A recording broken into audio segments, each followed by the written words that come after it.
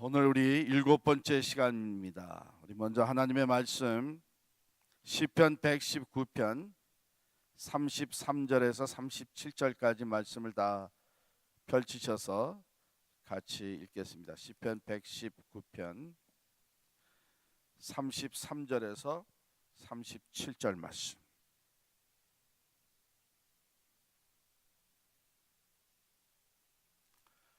우리 한 목소리로 읽겠습니다.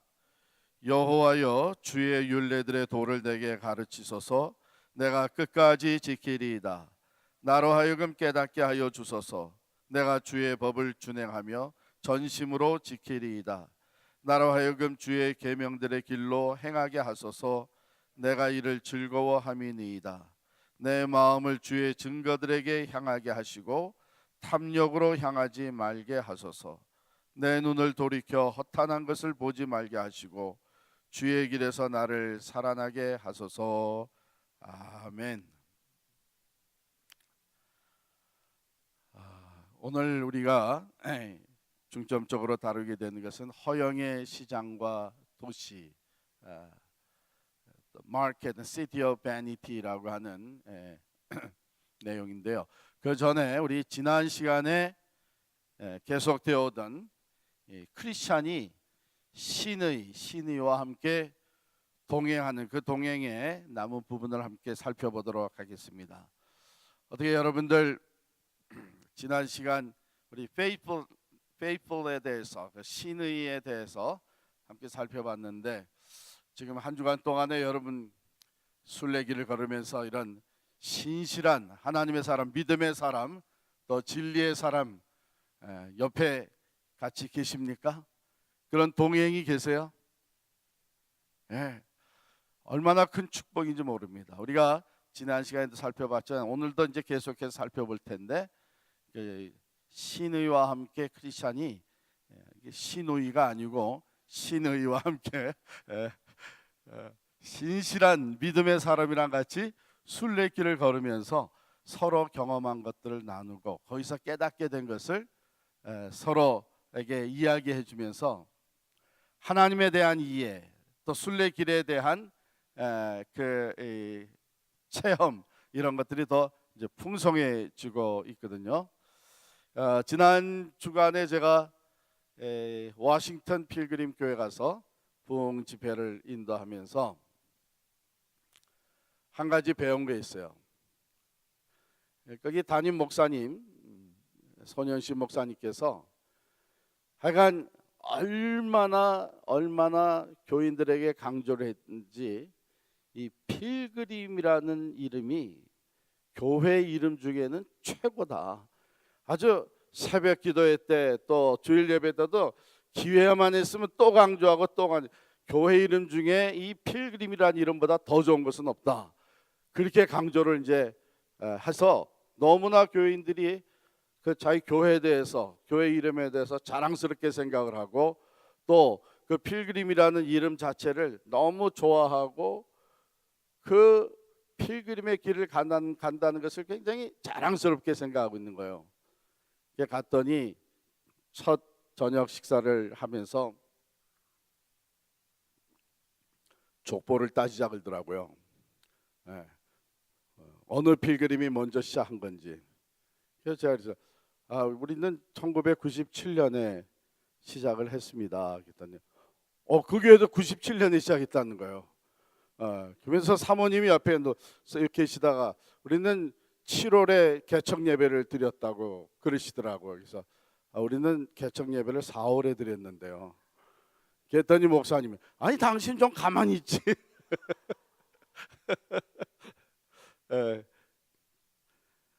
그런데 생각을 해보면 이 필그림이라는 이 이름이 정말 아름답고 귀한 이름이에요.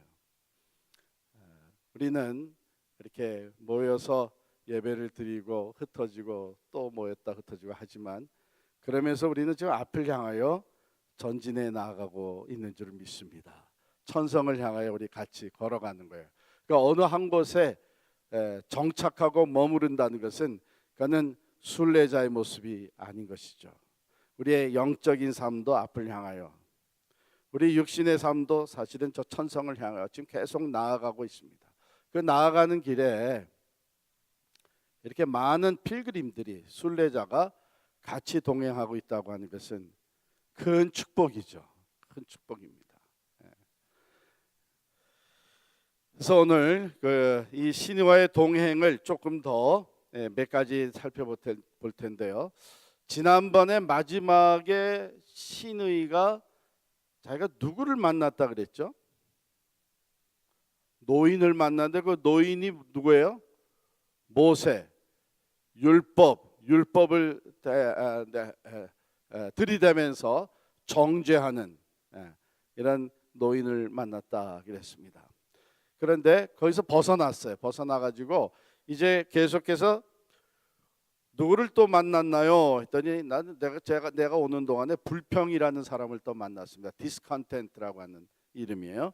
그러고 나서 치욕이라는 사람을 또 만나고, 그리고 신의와 크리스찬이 계속 길을 가면서 수다, 터커티브, 수다라고 하는 사람을 또 만나게 돼요. 그래서 신의가 만났던 또 하나의 사람, 불평이라고 하는 사람, 이 사람은 어떤 사람이냐? 여기 보면은 이렇게 생긴 사람이에요. 예. 싹 옆으로 이렇게 훑어보면서 모든 일에 불만, 불평, 이것이 가득한 사람이에요. 이제 신의가 이 사람을 어디서 만나게 되나 하면, 기억나세요? 그 크리스찬이 죽음의 겸손의 골짜기, 죽음의 그림자가 있는 계곡을 지나오잖아요.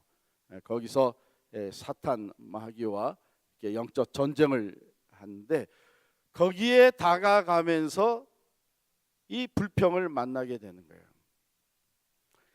그런데 이 불평이 뭐라고 그러나 하면은, 당신은 왜 저 계곡을 지나가려고 합니까? 거기에 가면 그 계곡을 지나가면은 100% 손해 보는 것입니다. 그러면서 지금까지 온 것이 불만이었고 이 순례길에서 이제라도 돌아가야 된다 하는 이런 권유를 크리스찬에게 하는 거예요. 그럼 무슨 손해를 보느냐? 저 계곡을 지나가게 되면 당신이 지금까지 가지고 있었던 자신감, 조금이라도 남아있는 그 자신감마저 다 잃어버리게 됩니다. 모든 것을 다 잃게 될 것입니다. 그리고 저기를 지나갔다는 소문이 들리게 되면 당신의 친구, 당신이 존경하고 조금이라도 신뢰를 받던 이런 모든 것들도 다 잃어버리게 됩니다. 당신이 과거에 같이 친구로 가까이 친지로 지냈던 긍지라고 하는 사람, 오만이라고 하는 사람, 자기 중심의 사람, 세상적인 명예라고 하는 사람, 이런 모든 사람들이 다 당신을 이제는 무시하고 더 이상 신뢰하지 않게 될 것입니다. 이렇게 불평불만을 얘기해요. 여러분, 여기에는 이 불평이라고 하는 사람은 사실은 이 순례길에 같이 올랐던 사람입니다. 그러니까 우리가 오늘 얘기하면은 같이 예수를 믿는다고 하는 사람이죠. 그렇기 때문에 이 불평이라고 하는 사람은 신앙의 공동체 안에도 얼마든지 존재하는 사람을 얘기를 합니다. 그런데 이 사람들은 같이 이 순례길을 가면서 조금이라도 거치장스러운 일, 어려운 일, 바더되는 일, 또 힘든 일, 이런 일이 생기게 되면 여지없이 불평과 불만을 쏟아놓는 사람들입니다. 그래서 왜 우리가 그런 희생을 해야 되느냐, 왜 우리가 그런 어려움을 당해야 되느냐, 다시 돌아가자. 마치 출애굽을 했던 이스라엘 백성들이 광야길을, 가나안 땅을 향해서 광야길을 가는 동안에 어려운 일만 만나게 되면은 불평과 불만이 쏟아져 나왔던 바로 그런 모습을 얘기합니다. 그러면 이 사람이 이렇게 불평과 불만을 하면서 저 죽음의 그림자가 있는 골짜기, 이것은 시편 23편에 나오는 것을 표명하는 것이죠.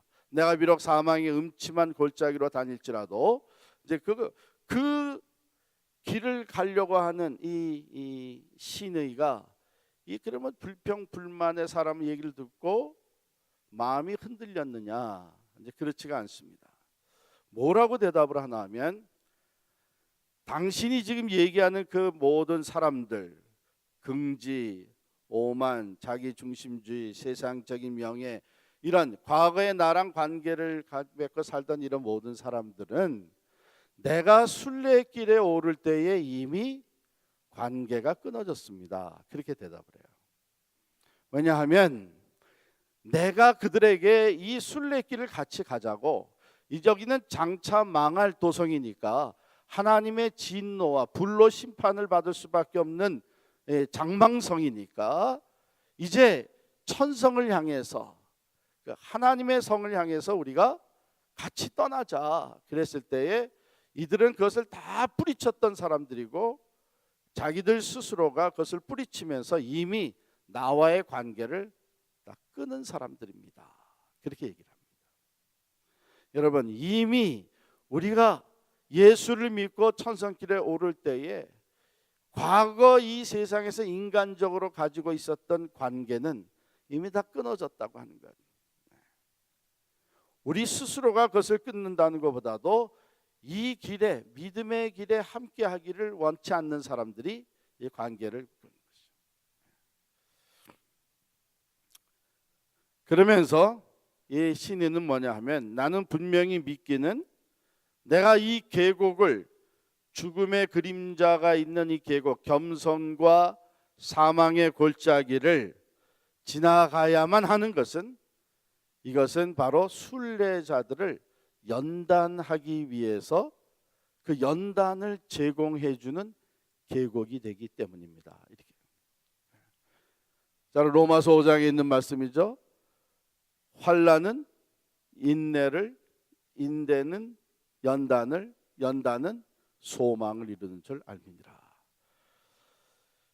그러면서 뭐라고 했냐면, 겸손은 존귀의 앞잡이가 되고 교만은 패망의 선목입니다. 잠언서 16장 8절의 말씀이죠.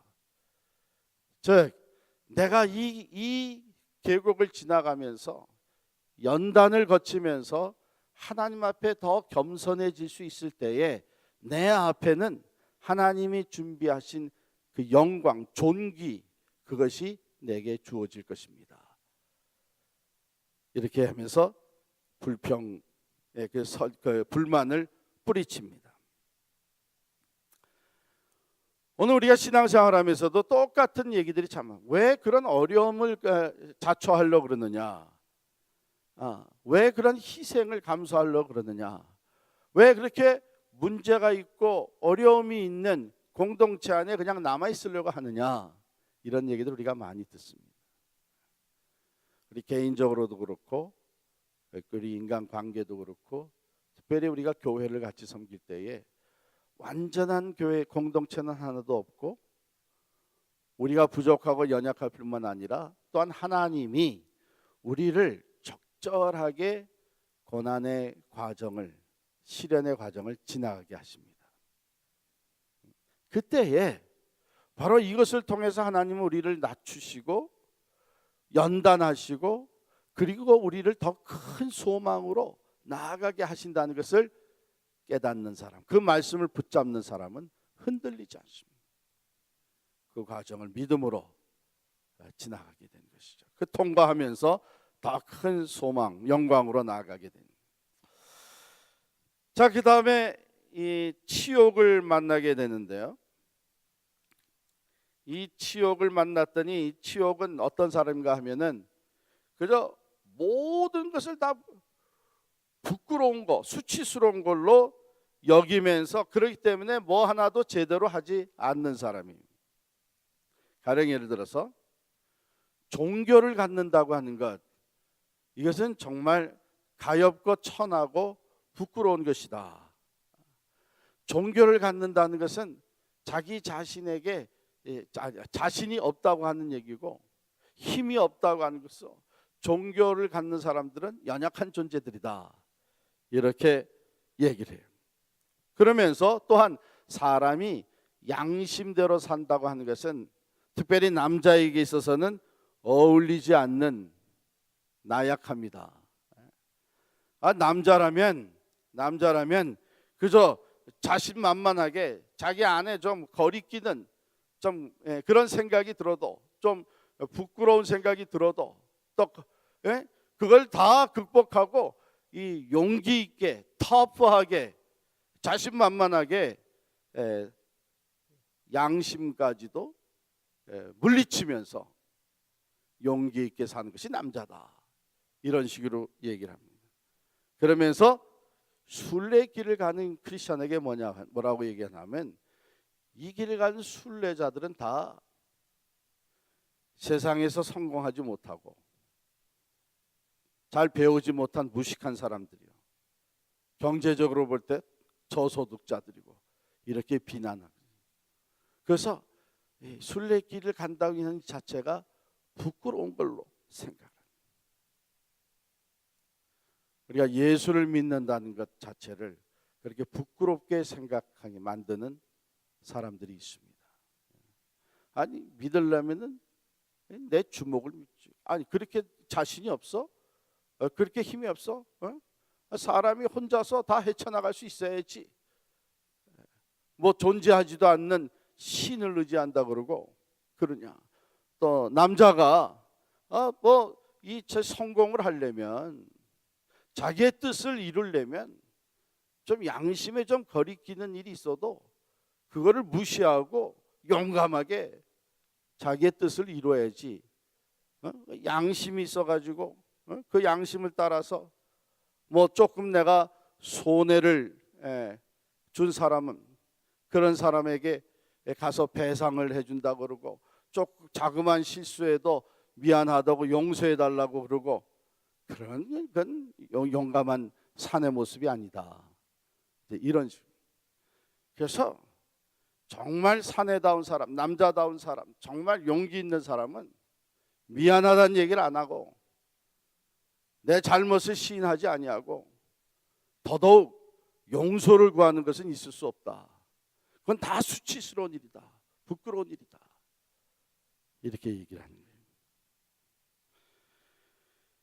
그래서 이 세상 사람들에게 용감한 사람, 돋보이는 사람, 이런 사람이 되려면 종교도 다 집어치우고 양심도 다 제껴놓고 어떻게든지 이 세상에서 자기 힘으로 성공하고 출세하고 의지가 강한 사람으로 보여줘야 된다.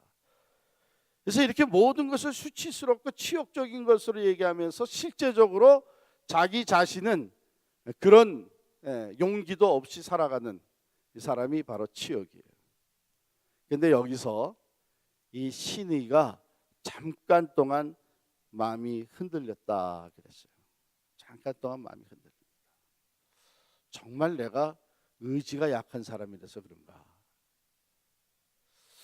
잠깐 동안 자기 자신에게도 수치스러운, 부끄러운 생각이 들었었다 그러는 거예요. 정말 나는 배우지 못했기 때문에 그런가? 정말 나는 세상적으로 성공하지 못했기 때문에 이 길을 가고 있는 것인가? 난 정말 내가 너무 나약하기 때문에 자신이 없어서 이 길을 가는 것인가? 이러면서 잠깐 자기 스스로가 수치스러운 느낌이 들었었다, 이렇게 존 버녀는 기록을 하고 있습니다. 여러분 어떠세요? 어떤 경우에 우리 주변에 있는 사람들이 예수를 믿고 예수님 앞에 무릎 꿇어 기도하고 모든 것을 참 하나님을 의지하고 나아가고 조그만 일에도 참 마음 아파하고 설교를 들으면서 눈물을 흘리고 고통스러워하고, 그러면서 다른 사람에게 조금이라도 해를 준 것, 마음 아프게 한 것 때문에 내 마음이 아프고 참 용서를 빌고, 그런 모습은 사내다운 모습이 아니다. 그런 모습은 굉장히 나약한 모습이다. 어떻게 그런 모습을 가지고 이 세상을 살아갈 수 있겠느냐. 여러분, 이런 소리가 들려올 때 우리의 마음도 때로는 흔들리기도 하고, 사실은 그런 쪽으로 우리의 마음이 치우치기도 합니다. 그래서 하나님 앞에 예배를 드리고 하나님 앞에 내가 잘못하고 죄인인 것이 깨달아지고 하나님이 내 안에 부족하고 연약한 모습을 들추어내실 때에 그것을 인정하지 않으려고 하고, 그것을 표현하지 않으려 하고, 나는 강한 사람처럼, 나는 믿음이 굳센 사람처럼 조금이라도 인간적으로 수치스럽고 부끄러운 모습을 보이지 않으려고 하는, 여러분, 이것이 얼마나 큰 우리의 대적이 되는가 하면 마가복음 8장 38절 한번 찾아보겠습니다. 마가복음 8장 38절 말씀입니다.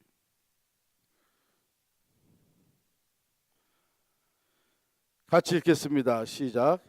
누구든지 이 음란하고 죄 많은 세대에서 나와 내 말을 부끄러워하면 인자도 아버지의 영광으로 거룩한 천사들과 함께 올 때에 그 사람을 부끄러워하리라. 우리가 하나님 앞에 자랑스러운 그 구원받은 자의 모습으로 서는 데에 이 치욕이라고 하는 것은 이 대적이 되는 것입니다. 이 치욕은 다분히 어디서부터 비롯되는 것인가 하면 사람을 의식하는, 하나님보다도 사람을 더 의식하는 것에서 비롯됩니다. 그래서 누가복음 16장 15절에 보면 사람들 중에 높임을 받는 그것은 하나님 앞에 미움을 받는 것이니라, 이렇게 말씀합니다. 사람들에게 인정받기 원하고, 그래서 세상적인 가치관, 세상이 인정하는 용기 있는 사람, 세상이 자랑하는 모습, 의지가 누구보다도 강하고 자기 힘으로 모든 것을 헤쳐나가고, 그러면서 누구 앞에서도 자신만만하게 자기 주목을 내세울 수 있는, 자기의 힘을 내세울 수 있는, 조금 더 부끄러운 것이 없이 살아가는 것이 진정한 용기 있는 사람의 모습이다. 이래서 사람을 의식하면서 그렇게 나가게 되면 결국은 하나님 앞에 우리는 나의 연약하고 부족한 것을 인정하고 내려놓지를 못하게 됩니다. 사람들에게는 칭찬받을 수 있어요. 사람들에게 인정받을 수 있어요. 그러나 중요한 것은 마지막에 우리가 하나님 앞에 심판받을 때는 사람들이 얼마나 인정을 해줬느냐, 내가 얼마나 많은 사람들에게 인정을 받았었느냐, 그게 전혀 상관이 없다. 우리가 하나님 앞에 심판받을 때는 결국은 하나님의 말씀에 근거해서 하나님의 생각과 하나님의 뜻과 하나님의 진리를 우리에게 보여주신 그 하나님의 말씀에 근거해서 심판을 받게 됩니다. 그래서 세상적으로는 그것이 부끄럽게 여겨지고, 특별히 남자가 사내가 하면서 우리의 약점을 스스로 인정하지 못하게 만드는 이러한 가운데, 우리는 사람 앞에는 정말 강한 사람 같이 보여질지 모르지만 우리 스스로를 감추면서 하나님 앞에 인정받지 못하는 사람이 될 수밖에 없습니다. 이 치욕이라고 하는 것, 즉 사람을 의식하면서 내가 하나님을 믿고 하나님을 의지하고 하나님 앞에 철저하게 눈물을 흘리면서 회개하고 나의 연약하고 부족한 것을 하나님 앞에 고하고 내가 다른 사람들의 마음을 아프게 했던 것을 참으로 인정하고 잘못을 시인하고 용서를 빌고 하는 이 모든 것들이 사람들의 눈에는 나약하고 부끄러운 수치스러운 모습으로 보일지 몰라도 하나님이 인정하는 모습입니다. 자, 이제 이런 얘기를 크리스찬과 신이가 한참 나누면서 서로에게 경험한 것을 얘기해주며 순례길의 위로와 소망과 믿음을 더해주고 또 말씀을 더 깊이 서로 배우고 깨달아가면서 길을 가는데 한 사람이 같이 동행을 하게 되는 거예요. 그 사람의 이름이 수다입니다. 수다. 그러면 존 버년이 소개하고 있는 수다라고 하는 사람은 어떤 사람인가? 동네에서 이미 잘 알려진 사람이라 그래요. 동네에서 같은 고향 사람이라고 크리스찬이 얘기를 합니다. 근데 신인은 나도 그곳에 살았는데 나는 잘 모르는데 하니까 크리스찬이 의아하게 생각하는 거야. 이 사람은 모를 리가 없는데 왜 모를 리가 없나 하면 워낙에 말을 많이 하고 다니기 때문에 누구나 다 익히 잘 아는 사람이에요. 뭘로 알려졌나 하면 수다쟁이로 알려진 사람이에요. 수다. 여러분 누구나 하고 만나서 말하는 거 좋아하고 모든 서브젝트 어떤 주제를 가지고 얘기하든지 할 말이 다른 사람들보다 두세 배로 많은 사람들, 언변이 능한 사람들, 바로 그런 사람을 여기서 표현하고 있습니다. 수다로. 그래서 이 수다의 아버지는 누구냐면 능변이에요. 능변 이름이. 그래서 수다는 능변의 아들. 근데 아주 박식하고 아는 것이 많고 그래서 어느 누구와 앉든지 또 무슨 대화가 시작이 되든지 항상 다른 사람보다 할 말이 많고 또 말을 잘해요. 그래서 맨 처음에 이 사람을 만나게 되면 수다를 만나게 되면 사람이 굉장히 현명하게 보이고 또 신앙적인 얘기를 하게 되면 굉장히 진실되게 얘기하는 거예요. 여러분이 읽어보신 분들은 알겠지만 우리는 하나님을 믿어야만 예수님을 믿어야만 우리가 영생을 얻습니다. 우리는 다 연약한 죄인들입니다. 우리는 회개를 통해서 또 죄사함의 세례를 받음을 통해서 예수 그리스도 그러면서 교리적인 것도 빠삭하게 알고 있는 사람이에요. 그러니까 맨 처음에 이 수다가 나타나가지고서는 같이 대화를 하면서 수다가 당신들 지금 순례길을 가는 겁니까?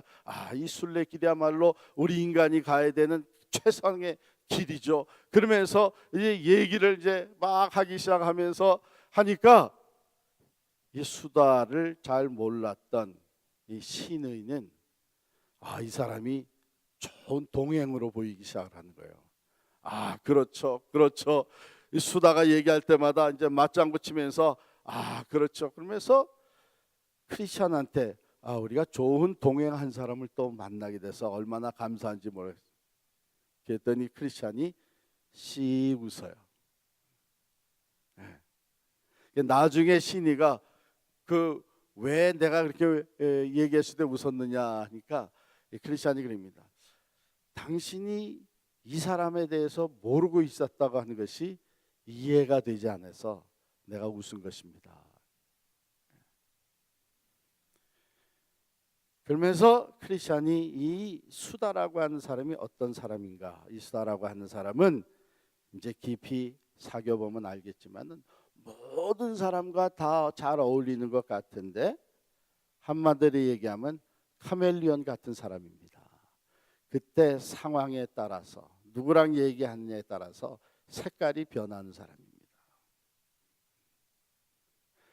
이야기를 많이 하는데 그 이야기는 다분히 세이프한 안전한 한도 내에서만 얘기를 하는 사람입니다.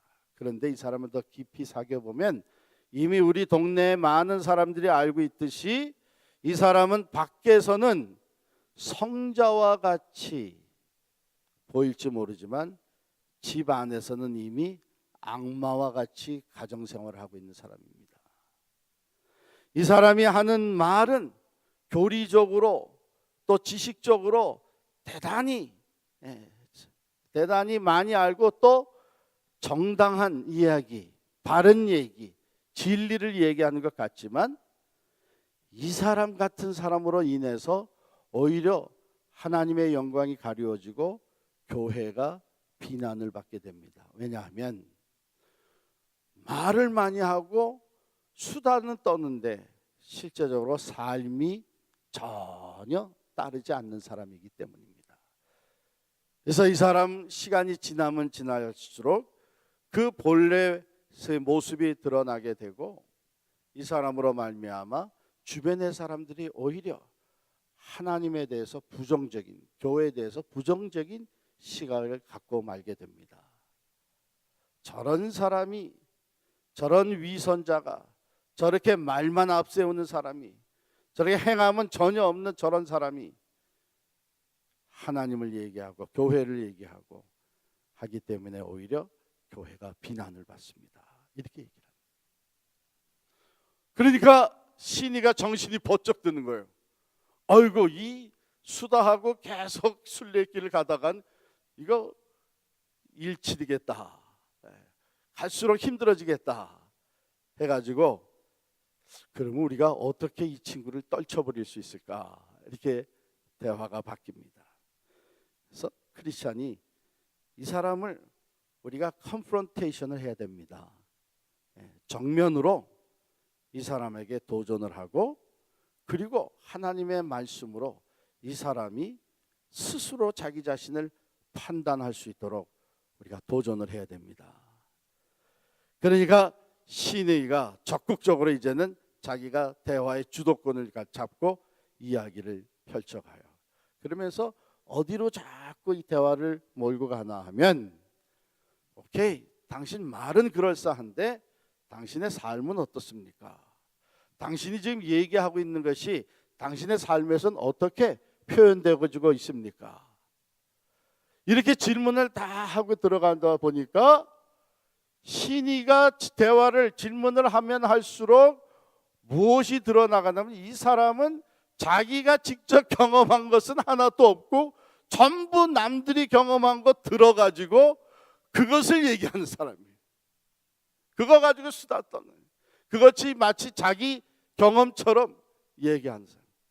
그러니까 이 사람은 진정으로 자기가 죄라고 하는 것을 뼈아프게 깨달아 본 적도 없고, 하나님의 말씀의 능력을 경험해 본 적도 없고, 자기의 삶의 변화라 열매를 본 적도 없고, 모두가 다 남에게서 들은 얘기를 다 자기 얘기같이 전하면서 수다를 떠는. 여러분, 우리가 같이 신앙생활하는 공동체 안에도 이런 사람들이 얼마든지 있을 수 있습니다. 더더욱 우리가 조심해야 되는 것은 내가 그런 사람이 되지 않아야 됩니다. 특별히 다른 사람에게 말씀을 가르치고 전하는 이 리더들이 그런 사람이 되지 않아야 됩니다. 지식은 우리가 얼마든지 모아드릴 수가 있어요. 그러나 진정한 고백은 내 삶의 살아있는 체험에서 나오는 것입니다. 이 진정한 고백이 없는 사람들이 오히려 말이 많은 거예요. 마태복음 23장 3절 우리 같이 보겠습니다. 마태복음 23장 3절.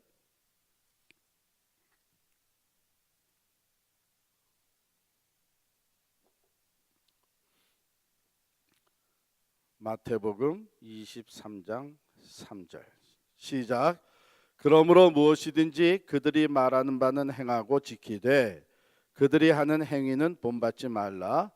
그들은 말만 하고 행하지 아니하며. 이게 바리새인과 서기관들에 대해서 하신 말씀이에요. 그러니까 언행이 완전히 다른 거예요. 말만 많은 거예요. 행함이 따르지 않는 거예요. 또 고린도전서 4장 20절에 보면 하나님의 나라는 말에 있지 아니하고 어디에 있어요? 할렐루야, 오직 능력에 있습니다. 말 잘한다고, 말 많이 한다고, 언변이 뛰어나다고 그 사람이 신앙이 있는 사람이라고 착각하면 안 됩니다. 하나님의 나라는 말에 있지 않고 오직 능력에 있느니라. 바로 그 말, 능력 있는 말, 또 삶의 변화를 체험한 말, 열매가 따르는 말, 여기에 능력이 있습니다. 야고보서 1장 27절 같이 찾겠습니다. 야고보서 1장 27절.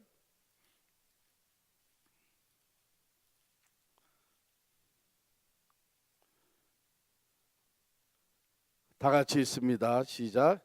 하나님 아버지 앞에서 정결하고 더러움이 없는 경건은 곧 고아와 과부를 그 환난 중에 돌보고 또 자기를 지켜 세속에 물들지 아니하는 그것이니라.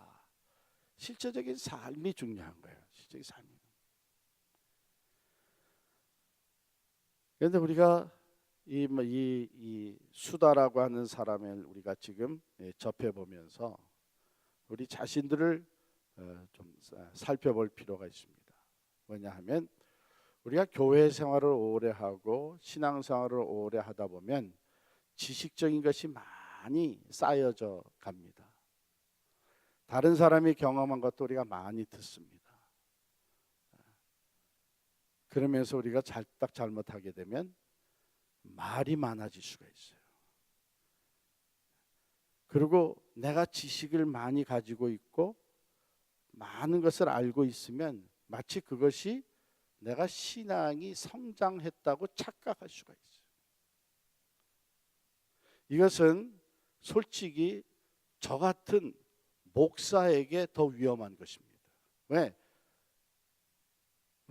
우리가 말을 해야만 하는 위치에 있는 사람들이, 말로 가르치고 말로 설교하고 말로 상담을 하고 말을 많이 해야 되는 위치에 있는 사람들. 그렇기 때문에 우리가 항상 내가 하는 말하고 내 삶하고 같이 견주해 보면서 내 자신의 경건을 키워나가지 아니하게 되면 내가 말을 많이 하고 다른 사람들이 내 말에 설득을 받고 다른 사람들이 가르침을 받고 하는 이런 걸 통해서 마치 내가 지금 계속 성장하고 있는 영적 지도자로 착각할 수가 있어요. 하나님의 나라는 말에 있지 아니하고 오직 능력에 있느니라.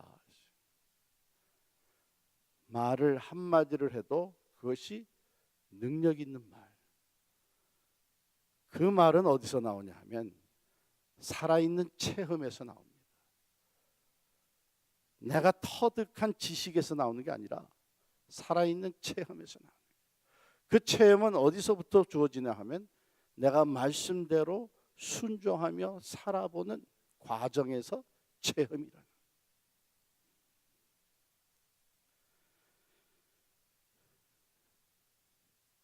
실제적인 경건한 모습,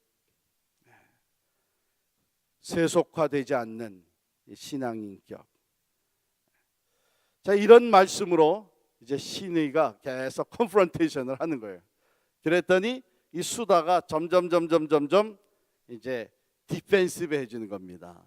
디펜시브 해주면서 뭐라 하냐면 당신은 알고 보니까 성경 말씀을 가지고 따지기를 좋아하는 사람이네요. 이러면서 신의를 오히려 슬쩍 비난하면서 점점 피해 가기 시작을 합니다. 한 군데 더 찾아보겠습니다. 디모데후서 3장 5절. 디모데후서 3장 5절.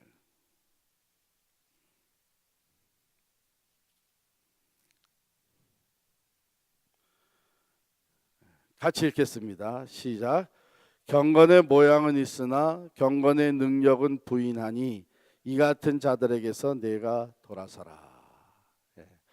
결국은 이 수다라고 하는 사람의 어떤 존재라고 하는 것을 이제 깨달아 알게 된 이 신의가 하나님의 말씀으로 컨프런테이션을 하면서 결국은 이 사람을 떨쳐버리게 됩니다. 사실은 이 수다가 스스로 피해가는 거예요. 왜? 더 대화를 했다가는 자기의 실체가 더 적나라하게 드러날 것을 알게 됐기 때문에 이제는 피하는 거죠. 여러분, 이게 우리 순례 여정에서 참 저는 이거 우리 오늘 이 철로 역절 같이 다시 읽고 공부하면서 야, 그때나 지금이나 참 너무나 비슷하다. 우리 인간들은 참 비슷. 세상이 많이 바뀐 것 같지만 우리 인간의 모습은 참으로 비슷하다. 또 순례 여정에 일어날 수 있는 생길 수 있는 장애물, 유혹, 시험 이런 것들은 너무나 비슷하다 하는 것을 깨닫게 됐습니다. 자, 이렇게 해가지고 그 다음 단계로 들어가는 것이 허영의 도시와 시장이에요. The vanity, market of vanity and city of vanity. 허영의 시장과 도시로 들어가게 되는데요. 거기에 들어가기 전에 이벤젤리스트가 나타납니다. 전도자가 나타나요. 이벤젤리스트는 전에도 나타났었는데 바로 하나님의 말씀을 가르치고 그 말씀을 가지고 방향을 제시해 주는 역할을 하는 사람이에요. 전도자를 만났는데 전도자가 이때 만나가지고 그동안에 모든 그때까지 여기까지의 어려운 과정을 잘 극복해 나오고 인내하고 끝까지 돌아서지 아니하고 여기까지 온 것을 굉장히 기쁘게 생각하고 격려해주고 칭찬을 해줌과 동시에 앞으로 이제 들어가는 앞으로 경험하게 되는 것은 지금까지 경험했던 것보다 더 힘든 유혹과 시련이 됩니다. 그래서 경고를 해줘요. 그 경고를 해주면서 말씀을 쭉 들어가면서 풀어줍니다. 즉 이제 더 큰 유혹과 시련을 만나기 전에 말씀으로 무장을 시키고 있는 장면이에요. 여러분 우리가 신앙생활하면서 말씀 공부를 하고 또 말씀 가운데서 우리가 위로와 소망과 이렇게 확신을 얻게 되는데 하나님은 종종 우리에게 말씀의 은혜를 주시는데 우리는 모르지만 하나님은 이제 우리 앞에 놓일 어려움, 앞에 닥쳐올 유혹과 시련 이런 것들을 하나님 다 알고 계시단 말이죠. 그래서 하나님은 그 때를 따라 돕는 은혜로 우리에게 말씀을 주세요. 우리는 왜 지금 요즘에 이런 말씀으로 내게 은혜를 주시는지, 왜 이런 말씀이 자꾸 읽혀지게 하고 생각나게 하는지 알지는 못하고 그 말씀을 받고 은혜에 감사하고 하는데 이제 지나가 보면 아하, 하나님이 바로 이런 일이 들이닥칠 걸 알고 말씀으로 나를 먼저 무장시켜 주셨구나 하는 것을 깨닫게 되는 경우가 참 많습니다. 이게 놀라운 은 바로 그 전도자가 지금 그런 역할을 해요. 그래서 앞으로 일어날 일에 대해서 이 말씀을 대화 속에서 말씀을 주는데 우리 한번 쭉 그냥 찾아보겠어요. 갈라디아서 6장 9절. 갈라디아서 6장 9절.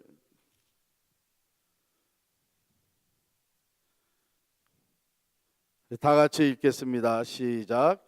우리가 선을 행하되 낙심하지 말지니 포기하지 아니하면 때가 이름에 거두리라. 인내로 준비를 시켜주고 있고요. 고린도전서 9장 24절. 고린도전서 9장 24절 같이 있습니다. 운동장에서 다름질하는 자들이 다 달릴지라도 오직 상을 받는 사람은 한 사람인 줄을 너희가 알지 못하느냐? 너희도 상을 받도록 이와 같이 다름질하라.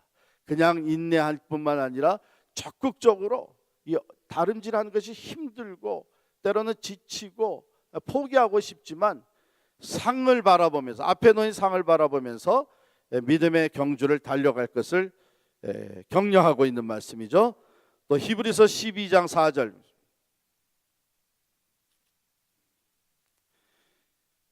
히브리서 12장 4절 말씀 같이 읽겠습니다.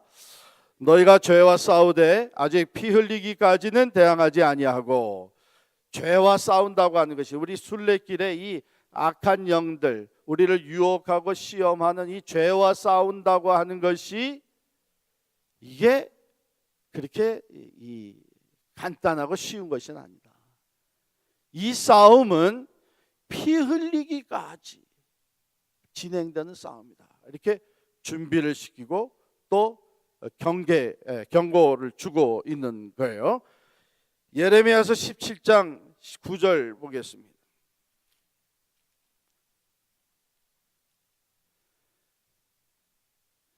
이사야, 예레미야 17장 9절 말씀 찾으셔서 읽으면서 다시 줄을 또 쳐넣으시면 좋겠어요. 시작.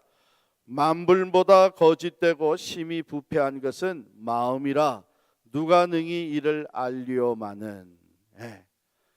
이것은 우리가 두 가지 안목에서 봐야 됩니다. 하나는 우리가 다른 사람의 마음에 있는 것을 우리가 알지를 못해요. 그 부패, 얼마나 악하고 부패한 것이 다른 사람의, 맨 처음에 나한테 접근해 올 때는 굉장히 나이스하고 나를 위하는 것처럼 이렇게 접근해 오지만 그 마음에 뭐가 있는지, 사실 모든 악한 것이 사람의 그 마음에서, 속에서부터 나오는데 우리가 그걸 알지 못합니다. 또 한 가지 안목은 우리 안에도 그런 것들이 있다는 거예요. 그래서 우리가 다른 어떤 것보다도 더 경계하면서 우리 자신을 잘 지켜야 되는 것이 내 마음이라는 거예요. 마음의 부패, 마음의 그 죄악된 것, 이런 것, 거짓된 것. 그런데 10절에 보면 하나님이 말씀하시기를 나 여호와는 심장을 살피며 폐부를 시험하고 각각 그의 행위와 그의 행실대로 보응한다. 그래서 우리가 이 순례 여정을 가면서 가장 중요한 것이 우리의 마음을 지키는 거예요. 내 속사람을 진실되게 지켜나가는 것, 이게 중요합니다. 그래서 전도자가 지금 이런 말씀으로 준비를 시켜주는 것이죠. 베드로전서 4장 19절. 베드로전서 4장 19절 말씀 같이 읽겠습니다. 시작. 그러므로 하나님의 뜻대로 고난을 받는 자들은 또한 선을 행하는 가운데에 그 영혼을 미쁘신 창조주께 의탁할지어다. 이 말씀 참 귀한 말씀입니다. 하나님의 뜻대로 고난을 받는 자들, 즉 하나님의 말씀을 따라서 이 순례의 길을 가면서 고난이 들이닥칠 때에, 그 고난이 닥칠 때에 또한 선을 행하는 가운데에 그 영혼을, 그 고난 가운데서도 선을 선택하고 억울한 가운데서도 하나님이 기뻐하시는 것을 선택을 하고 악을 악으로 갚지 아니하고 악을 선으로 갚으면서 내 영혼을 하나님께 온전히 의탁하라. 결과는 하나님께 다 맡기고 고난을, 그리스도를 따라가며 하나님의 말씀대로 순례의 길을 가면서 이 세상에서 신앙의 그 여정을 가는 동안 여러 가지 고난과 억울한 일과 비난과 또 고통이 따를 텐데 그 가운데서도 선을 행하면서 결과는 하나님께 맡겨라. 영혼은 하나님께 의탁할지어다. 미쁘신 주께, 즉 신실하신 하나님께서 하나님의 뜻을 따라 행하는 어려움과 고난 가운데서도 선을 선택하며 나아가는 우리들을 지켜주신다고 하는 말씀인 줄을 믿습니다. 이 말씀으로 지금 무장을 시키는 거예요. 자, 그러면 허영의 도시에서는 어떤 일들이 일어나는가? 허영의 도시, 또 허영의 시장은 한마디로 돈, 쾌락, 명예, 이것으로 가득한, 이것이 중심이 되어 있는 마을입니다. 거기에 마켓에 가게 되면 상품들이 놓여 있는데 그 상품들이 다 어떤 상품들이냐? 멋진 주택, 기름진 토지, 주식과 채권, 화려한 의복, 보석, 비싼 화장품, 명품들, 골통품, 명성, 행운, 평판, 명예, 유행, 지위, 위조품, 각종 경기와 대회, 욕심을 채울 수 있는 기회, 세력, 속임수, 술책, 성적 유혹, 창녀, 인간의 생명과 영혼 등과 온갖 비도덕적인 것들, 여기에 인간의 생명과 영혼들, 이것도 파는 거예요. 쾌락을 위해서 사고 파는 거예요. 생명까지도 사고 파는 거예요. 영혼까지도 사고 파는 거예요. 돈을 얻을 수 있다면, 쾌락을 즐길 수 있다면, 내가 명예를 차지할 수 있다면, 내가 권력을 가질 수가 있다면, 속임수와 술책과 모든 비도덕적인 것도 다 총동원되어지는 이런 상품들이 쫙 놓이는 거예요. 거기에는 좌한 번연이 무엇까지 얘기하면은, 거기에는 유행을 쫓는 교회, 가짜 크리스찬, 직업적인 목사, 거짓된 과학자, 이것이 과학적으로 증명된 것이 아닌데 과학적으로 증명된 것 같이 만들어가고, 돌팔이 의사, 간교한 법률가, 비양심적인 정치인, 각종 사기꾼. 그러면 이런 모든 상품들을 통해서 추구하는 것이 뭐냐면 돈, 쾌락, 권력, 명예. 이게 허영의 도시입니다. 이게 어디예요? 이 세상이에요. 우리가 일하는 일터예요. 우리가 살아가는 주변 사회. 이 세상을 갈수록 이 허영으로 덮어지게 됩니다. 근데 여길 지나가야 되는 거예요. 순례자들. 우리가 이 세상을 지나가고 있습니다. 이 세상을 지나갔는데 우리가 이 세상을 지나갈 수밖에 없는 것은 바로 이 세상을 지나가는 그 과정 속에 하나님이 이루시고자 하시는 뜻이 또 있는 거예요. 그리고 또 한 가지 중요한 것은 하나님의 아들 예수 그리스도께서 육신을 입고 바로 이러한 세상으로 들어오셨어요. 그리고 그 안에서 그 세상을 지나가시면서 세상의 모든 죄를 대신 짊어지시고 십자가를 지신 거예요. 그러면서 아무든지 나를 따라오거든 자기 십자가를 지고 나를 쫓을 것이니라. 주님 가신 이 세상의 이 허영의 도시, 허영의 마켓, 여기를 우리도 지나가게 되는 것이죠. 자, 지나간 이 신의하고 크리스찬이 허영의 도시로 들어갑니다. 들어가니까 단번에 구별 보는 거예요. 마치 우리 미국에서 오래 살던 사람이 우리 오랜만에 한국 방문을 하면은 한국에 있는 사람들 우리 말 안 해도 척 보고 옷 입은 거 보고 미국에서 온 줄 안다는 거예요. 벌써 뭐 유행을 못 따라가고 있는 거죠. 옷차림이 다르다는. 순례자들이 허영의 도시 세상으로 들어가서 지나갔는데 보니까 벌써 옷차림이 다른 거예요. 즉 삶의 모습이 다른 거예요. 두 번째, 언어가 다른 거예요. 언어는 어디서 나와요? 우리의 생각에서부터 나와요. 우리가 가지고 있는 그 필링, 마음에서부터 나와요. 그러니까 언어가 다른 거예요. 구별돼요. 그 다음에 지나가면서 우리 아까 시편 119편 37절에 읽은 처럼 이 세상의 허탄한 것에 관심을 갖지 않는 거예요. 계속 물건을 팔라고 들이대는데 이거 사가라고, 이 술책 사가라고, 이 명예 사가라고, 이 보석 사가라고 계속 허영심에 들뜬 사람들에게 잘 팔려나가는 이 상품들을 계속 들이대는데 순례자들은 거기에 관심을 갖지는 않습니다. 그러면서 세상을 지나가요. 여러분, 여기서 먼저 우리에게 던져주는 질문이에요. 나는 세상에 나가서 살 때 내가 크리스천인지 아무도 모르게 나는 좀 은밀한 가운데 나는 신앙생활을 한다. 뭘 예수 믿는 것을 그렇게 드러내면서 믿겠느냐?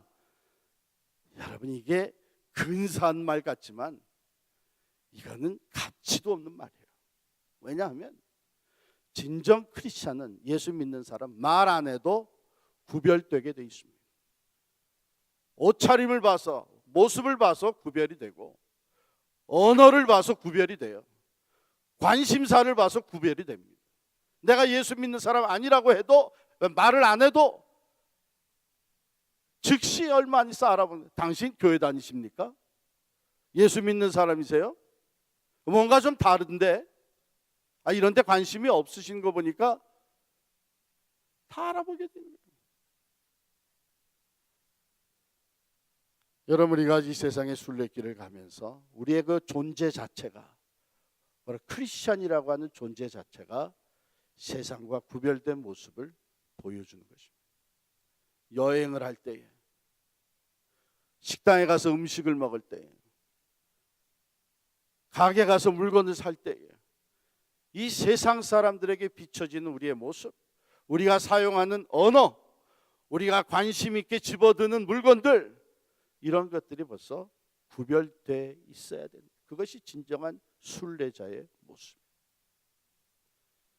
자, 거기서 한 걸음 더 나아가서 이 구별된 삶으로 허영의 도시, 허영의 그 마켓을 지나가다 보니까 문제가 생기는 거예요. 왜? 한마디로 얘기하면은 상충되는 일이 자꾸 일어나는 거예요. 진리를 얘기를 합니다. 거짓을 행하고 있는 사람들이 자꾸 상충이 됩니다.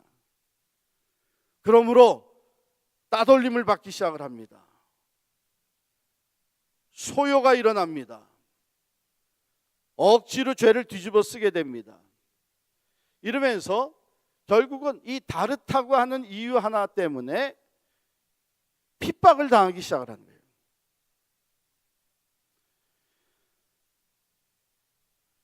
이 물건을 사시죠. 이 물건은 어떻습니까? 하고 대는 거예요. 그럼 이제 좌한 번연이 여기서 뭐라고 얘기하냐면은 진리를 사고 싶은데요. 진리를 파는 것이 어디 있습니까? 없다면 내가 진리를 소개하겠습니다.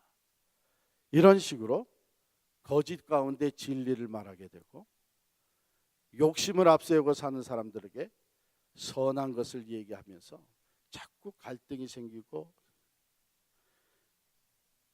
이러면서 사람들은 오히려 마치 예수 그리스도가 죄가 있어서가 아니라 그가 빛으로 오셨지만 어둠에 있는 자들이 그것을 받아들일 수가 없어서 결국은 빛이신 예수 그리스도를 핍박하게 된 것처럼 순례자가, 신의와 크리스찬이 핍박을 받기 시작합니다.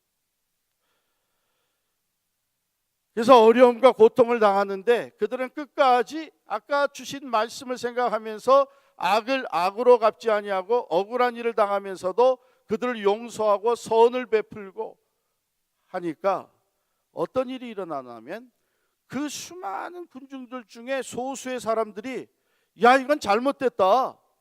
저 사람들이, 저 두 사람이 잘못한 것이 아니라 실제적으로는 당신들이 지금 억울하게 이 사람들을 죄인 취급하고 당신들이 죄를 짓고 있는 것이고 당신들이 잘못하고 있는 것이다. 이렇게 소수의 사람들이 이 크리스찬과 순례자를 옹호를 하니까 이 무리들이 더 분노하면서 이제는 그 장터에서 사람들 사이에 더 큰 분열과 소용돌이가 일어나는 거예요. 그래서 결국은 그것을 이 사람들에게 이 사람들이 들어와서 이 엄청난 소용돌이를, 분열을 일으켰다. 그래서 데리고 가서 결국 구속해서 재판을 하게 됩니다. 죽이기로 작정하고 재판을 하는데, 그 재판하는 내용이 나와요. 재판관이 누구냐 하면 미움경이에요. 미움경. 피고가 누구예요? 지금 신의와 크리스찬이 피고인데 신의를 먼저 재판을 하는 거예요. 신의가 신실한 사람으로서 절대로 타협을 하지 않고 하는 가운데 신의가 재판을 받습니다. 기소장의 내용은 뭐냐? 우리 마을의 시장의 시장 마케트의 규칙과 거래를 이 사람들은 지키지 않고 오히려 반대를 했다. 이 사람들이 들어옴으로 말미암아 우리 마을에 소란과 분열이 생겼다. 이 사람들은 해로운 진리를 가르치면서 그것을 받아들이도록 설득을 해왔다. 사도 바울이 받은 그런 죄명, 누명, 거짓된 억울한 누명들, 이런 것들이 기소장이에요. 그럼 증인으로 나선 사람이 누구냐 하면 질투, 미신, 사기, 진리에 대한 시기와 질투, 또 미신, 악한 영을 통해서 수입을 올리던 사람들, 사기, 거짓된 것으로 사람들을 속이고 욕심을 채워가는 사람, 이런 사람들이 이 진리를 가르치는 이 사람들로 인해서 자기들이 피해를 입었다. 그래서 증인으로 씁니다. 재판을 해요. 재판의 법적 근거가 출애굽기 1장 22절에 나옵니다. 한번 보십시다. 출애굽기 1장 22절.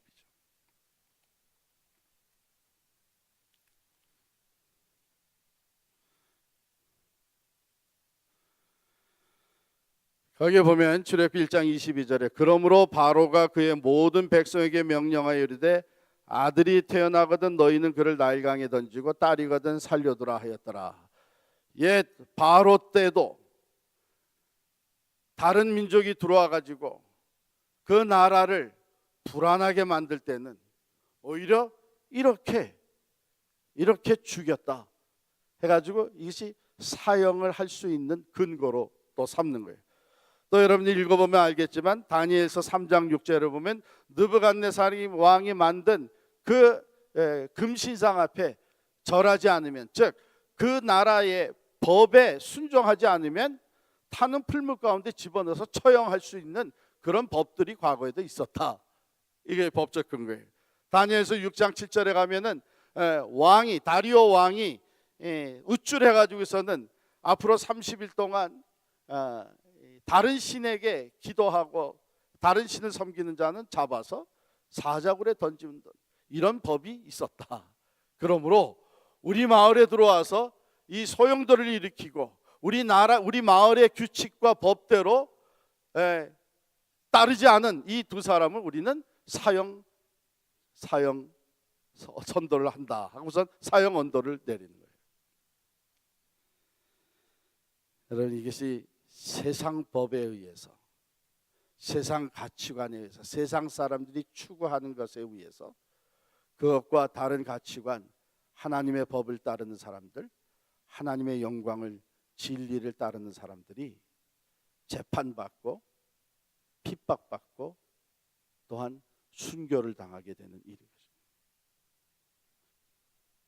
이게 두려워서 많은 사람들이 타협을 한 것이죠. 자, 이런 재판 과정에서 마지막에 이제 배심원들이 이제 파이널 디시전을 내리는 거예요. 배심원은 어떤 사람들이냐? 여기 앉아 있는 사람들, 여기 이게 다 배심원이에요. 그 배심원의 이름이 거기 나와 있어요. 맹인, 그러니까 진리를 모르는 어두운, 영적으로 어두운 사람, 무가치, 가치관이 제대로 없는 사람, 악의가 있는 사람, 탐욕에 찬 사람, 방탕한, 무모, 오만, 저기, 협잡, 잔인, 배반, 고집, 다 이 세상적인 허영의 도시에 적합한 사람들, 그 사람들이 배심원. 그래서 판결이 떨어집니다. 배심원들이 유죄 판결 내리게 되고 사형 집행이. 그래서 신의가 결국은 순교를 하게 됩니다. 신의가 순교를 당해요.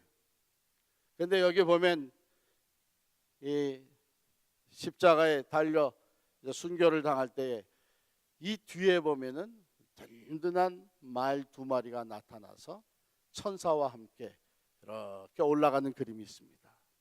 즉, 이 신의의 영혼을 데리고 하나님께로 올라가는 그림이에요. 육신을 죽일 수 있는 사람, 우리의 육신을 죽일 수 있는 사람을 두려워하지 말고 너희의 영혼까지 지옥불에 넣을 수 있는 하나님을 두려워하라. 그래서 존 버녀는 이 신의의 순교와 함께 거기에 이런 노래 시를 적어 놓습니다. 신이여 그대의 가치 있는 이름이 빛날지어다. 그분께 충성한 그대는 이제 축복을 받고 있으나 믿음 없이 쾌락을 추구하는 자는 두려워 울부짖고 더 이상 쉬지 못하리라. 노래하세 신이여 노래 부르세 그대 이름은 지금도 살아있도다. 저들이 당신을 죽였으나 그대는 아직도 살아있도다. 자, 우리가 지나가는 이 세상이 바로 허영으로 가득 찬 세상입니다. 돈과 쾌락과 물질과 명예, 권력 이런 것들을 차지만 할 수 있다면 술식, 거짓, 살인, 악의 모든 것을 다 동원한 우리 세상이 점점 더 그렇잖아요. 나라를 다스린 사람들, 심지어는 영적 지도자들이라고 하는 사람들도 세상의 욕심에 빠져서 명예와 물질과 자기의 그 영향력을 키워나갔는데 눈이 어두워진 사람, 그 가운데 크리스찬과 신이와 같이 구별된 모습으로 살아가는 사람들이 진정한 순례자들입니다. 그 순례길에 신이와 같이 죽임을 당할 수도 있습니다. 그러나 사도 바울은 그 죽음 앞에서 뭐라 그러냐면 내가 죽어서 그렇다면 그렇게 사모하는 주님과 함께 영원히 있게 되는 것 그것도 좋다. 그러나 만약에 내가 이 땅에서 아직 할 일이 남았다면 하나님께서 나를 살려주시. 내가 이 양쪽 사이에 끼어 있지만 나는 결과가 어떻게 나타날지 모르나 살든지 죽든지 내 몸에서 그리스도가 존귀케 되기를 원한다. 신의는 여기서 순교를 해서 먼저 앞서서 주님 곁으로 갑니다. 크리스찬은 거기서 죽임을 당하지 아니하고 오히려 풀려나게 돼서 그 다음에 순례 여정을 계속해 나갑니다. 그 결과는 주님께 맡기고 어떤 결과든지 우리에게 유익한 것이랍니다. 살아남아서 순례 여정을 더 가게 되면 이 땅에 사는 동안 더욱더 그리스도를 증거하는 삶을 살게 된 것이고 죽으면 주님 곁으로 지금 가는 그 축복을 누리게 되는 것이고 이것이 우리로 하여금 세상을 이기는 순례자가 되게 하는 것이죠. 요한복음 12장 24절에 보면 하늘의 밀알이 떨어져 죽으면 많은 열매를 맺는 죽지 않으면 하늘 그대로 있습니다. 우리의 순례의 여정은 나는 날마다 죽고 내 안에 그리스도께서 살아 역사하시는 것이죠. 사도행전 5장 41절 42절에 보면 사도들이 붙잡혀 들어가서 매를 맞고 고난을 당하고 겨우 풀려납니다. 근데 풀려나면서 그들은 오히려 그리스도를 위해서 고난받는 것을 기쁘게 여겼다.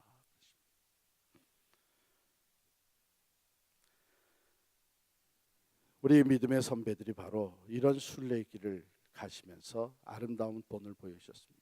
일제시대 때 신사참배, 그것은 십계명의 가장 중요한 첫 번째, 두 번째 우상을 다른 신을 섬기지 마라, 다른 신을 만들지 마라. 그 제1, 제2 계명을 우리는 범하는 죄다. 그래서 반대했어요. 신사참배를 한국 교회들이 반대했습니다. 그러자 일본 일제 군사들이 들이닥치면서 병사들이 위협을 가하고 협박을 하고 그러면서 교회 지도자들에게 뭐라고 얘기했냐면 이것은 신을 우상을 섬기는 것이 아니라 이것은 국민 의례다. 국민 의례라고 얘기를 해라. 그래서 모든 교인들도 다 여기에 신사참배에 참여하도록 만들어라. 타협하기 시작했습니다. 교회가 타협을. 이거는 십계명을 범하는 것이 아니고 이건 국민 의례니까 해도 괜찮다. 교단적으로 결정까지 했습니다.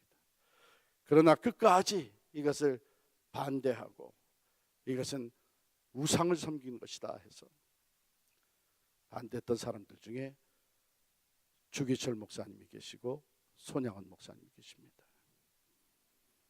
결국 붙잡혀 들어갔습니다. 엄청난 고통을 당하면서 신문을 받게 되고 겨우 풀려났어요. 석방이 됐어요.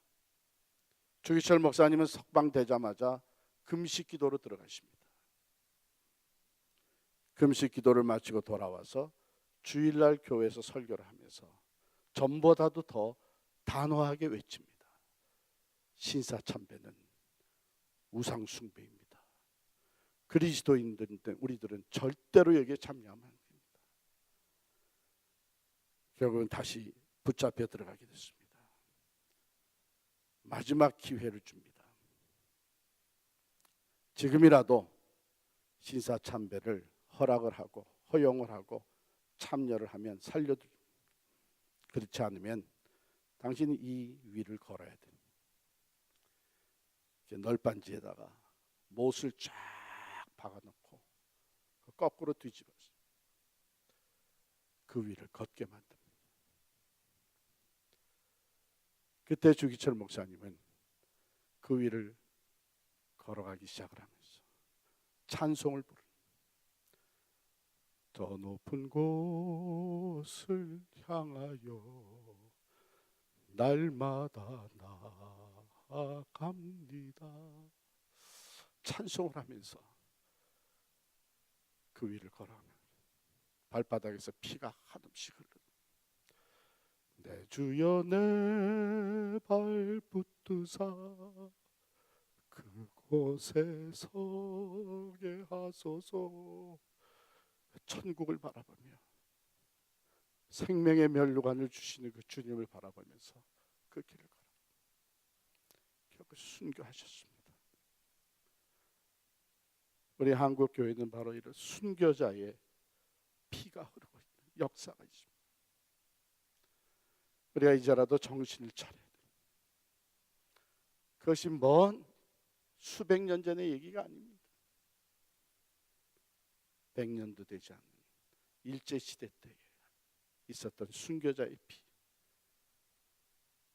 오늘날 우리가 언제 벌써 물질 만능주의의 교회로 변질되어 있고 교회마다 명예를 위해서 더 큰 성전을 위해서 세상과 적당히 타협하면서 기복주의적인 신앙을 가르치고 또 실천하고 있는 모습을 볼 때에 얼마나 마음 아픈지 모르겠어요.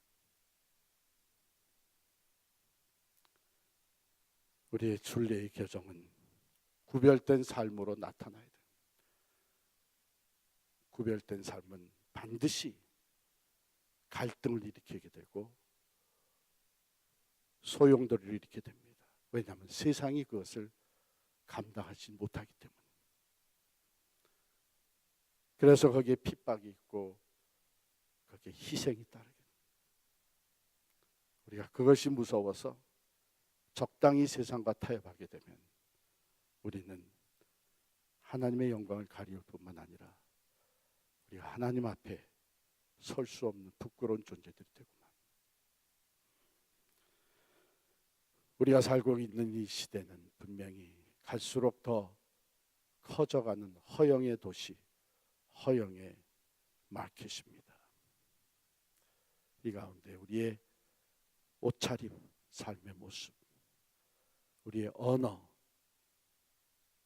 또한 우리의 관심, 세상과 구별된 모습으로 세상을 도전하며 세상 사람들의 마음에 갈등을 일으키며 그 가운데서 우리가 핍박을 당할지라도 살아계신 예수 그리스도의 구원과 진리와 참 생명과 영원한 소망을 보여줄 수 있는 우리들이 될 수 있기를 간절히 축원합니다. 기도하겠습니다.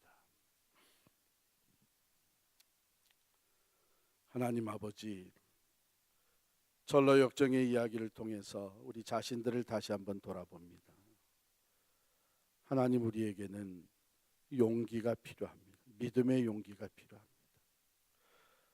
진리 위에 든든히 서서 어둠을 밝히기 위해서는 희생을 치러야 되는 것을 저희들이 너무나 잘 알고 있습니다. 하나님, 부족하고 연약한 우리들을 붙잡아 주시고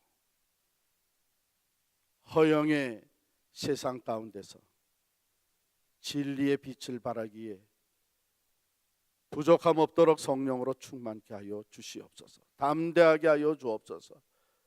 우리의 삶의 모습 자체가 구별된 모습으로 나타날 수 있도록 거룩한 영으로 채워 주시옵소서. 천성을 바라보며 나아간 우리의 발걸음이 조금도 좌로나 우로나 치우치지 아니하게 하시고 끝까지 희생과 핍박과 고난도 극복하며 믿음으로 승리할 수 있는 우리 모두가 되게 하여 주옵소서. 예수님의 이름으로 간절히 기도하옵나이다. 아멘. 우리 일어나셔서 찬송 545장